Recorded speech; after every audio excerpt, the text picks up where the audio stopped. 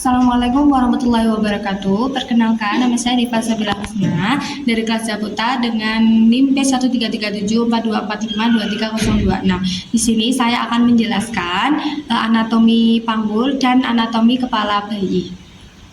Saya akan menjelaskan ruas-ruas panggul. Nah, panggul keras dibagi menjadi dua bagian. Yang pertama ada bagian atas lebar disebut pelvis mayor atau panggul besar. Kemudian yang kedua ada bagian bawah disebut pelvis minor atau panggul kecil. Kemudian panggul besar atau pelvis mayor dibagi menjadi 4 bagian. Yang pertama ada 2 tulang tosai, kemudian 1 tulang sacrum, kemudian ada 1 tulang coccygeus. Kemudian ada tulang tosai. Nah, yang tulang tosai ini terdiri dari 3 bagian, tulang yang berhubungan satu sama lain. Yang pertama itu ada acetabulum ke atas, yaitu tulang ilium, kemudian ada ischium, kemudian ada pubis. Kemudian ada tulang tosai. Nah, terdiri dari 3 bagian tulang yang berhubungan satu sama lain. Nah, kita dapat membedakan dari acetabulum. Nah, yang pertama itu ada acetabulum ke atas, yaitu ilium. Kemudian yang kedua ada acetabulum ke bawah, yaitu ischium. Kemudian yang ketiga ada acetabulum ke depan, yaitu pubis.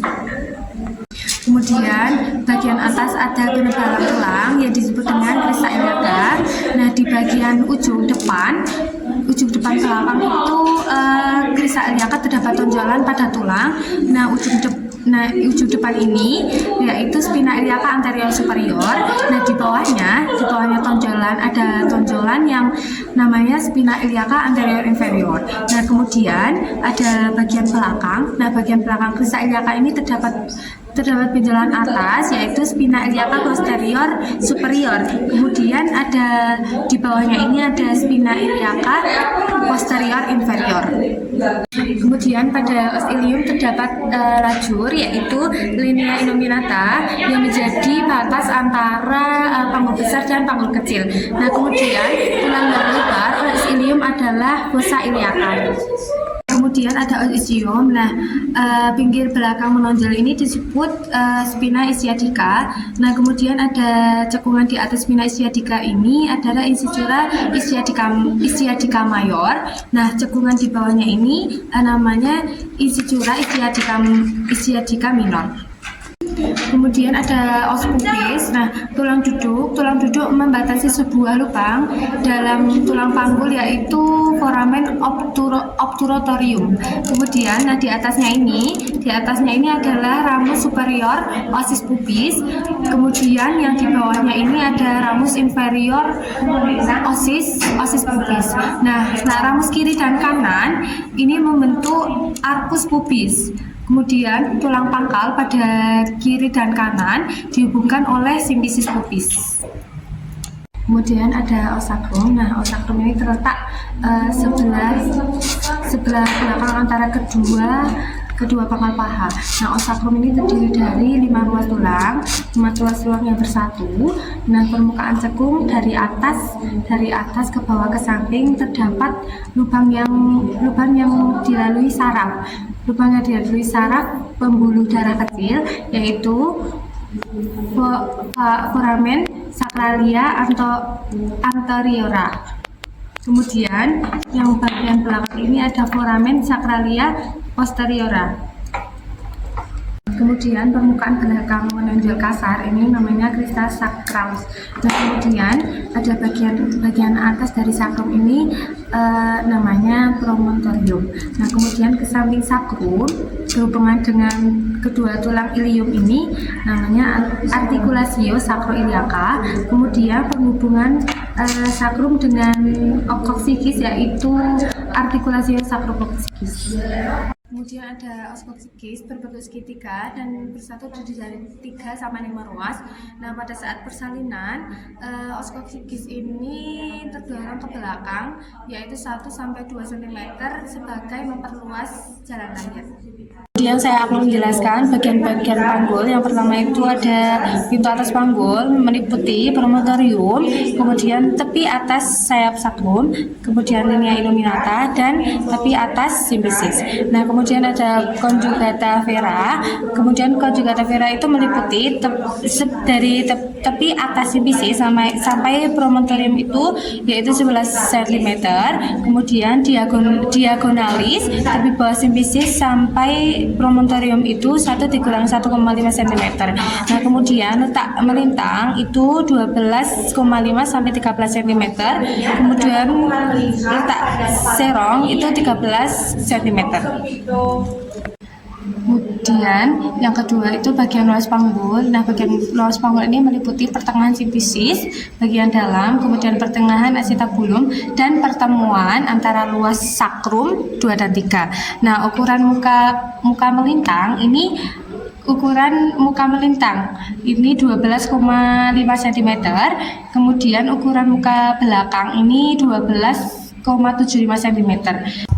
Kemudian yang ketiga itu ada bagian spit panggul. Dan bagian spit panggul ini pinggir bawah simpisis pubis, kedua spina ischiadica, dan memotong sakrum 1-2 cm ujung sakrum.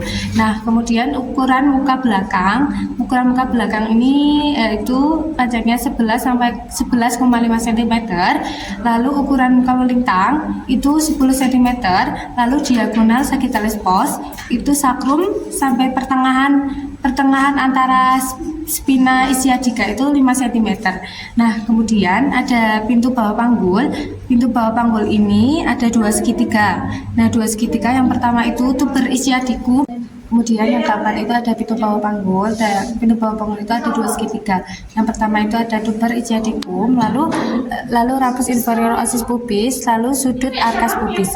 Nah, yang kedua itu ada tuber ischiadicum, ligamen sacrotuberosium, lalu ujung sakrum.